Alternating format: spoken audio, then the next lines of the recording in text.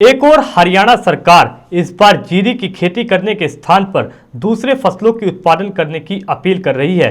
वहीं आधुनिक खेती करने वाले किसानों के हुए नुकसान की सरकार की तरफ से भी कोई मुआवजा नहीं दिया जा रहा। क्या है पूरा मामला, देखिए इस रिपोर्ट में। खेत खलियान में लहलहाते फूल जब लोगों के हाथों में पहुंचते हैं तो इंसान के मन को आनंदित और सुगंधित कर देते हैं। लेकिन कोरोना को हराने के लिए हुए लॉकडाउन में ये फूल भी मुरझाने लगे हैं।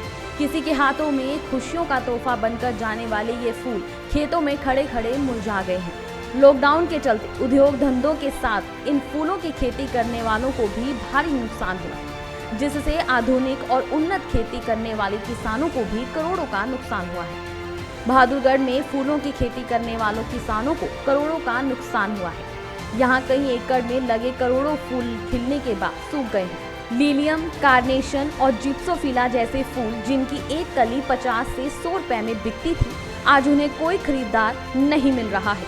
मार्च से जून तक शादी ब्याह, रामनवमी और ईद के मौके पर फूलों से बम्पर कमाई होती थी। लेकिन इस बार कोरोना ने जहां इंसानों को बीमार तो फूलों को मुरझाने पर मजबूर कर दिया है। इसमें हम फ्लावरिंग करते हैं, फ्लोरिकल्चर का काम करते हैं। फ्लोरिकल्चर में मुख्यतया लिलियम है, जिप्सोफिला है और कार्नेशन है। ये तीनों नॉर्थ इंडिया में, इस एरिया में ये तीनों ही बड़े ही विपरीत परिस्थितियों में हम लगाते हैं। इसका कारण क्या है कि ये तीनों ही फूल पहाड़ों के फूल है जो कि हम हरियाणा की धरती पे उगाते हैं।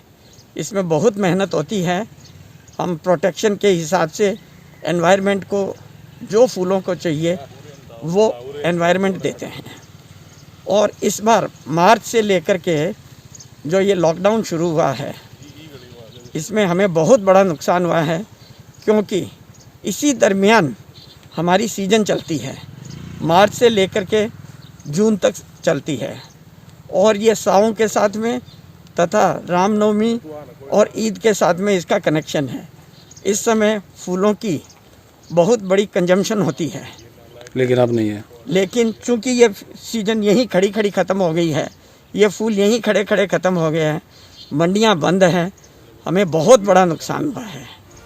एग्रो लीडरशिप अवार्ड विजेता तिलक राम धनखड़ ने बताया कि लिलियम की एक कली खिलने पर 25 रुपए, कार्नेशन पर 40 और जिप्सोफिला पर 50 रुपए की लागत आती है। 11 एकड़ के नेट हाउस और पैलीफॉर्म में लगे पौधे लगे हुए हैं, लेकिन बाजार बंद है, फूलों की मंडियां बंद हैं, फूलों के शौकीन घरों में बंद है। अपनी सुंदरता और सुगंध से मनमोहन वाले फूल खेती में ना उम्मीद खड़े खड़े मुरझा गए हैं।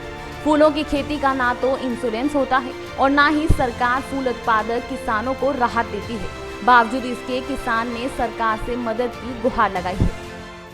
क्रॉप की अलग अलग हिसाब, अलग अलग लेबर है। जैसे लिलियम है, लिलियम का एक पौधे का 15 रुपये का तो हमारा सीड खरीद है। उसके ऊपर लेबर लगा के कम से कम 25 रुपये में एक पौधा हमें तैयार होता है।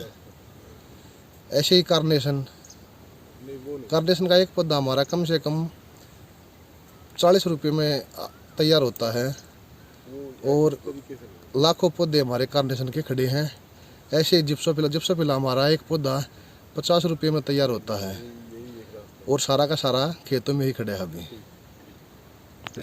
सरकार हमारी कुछ न कुछ सहायता करे।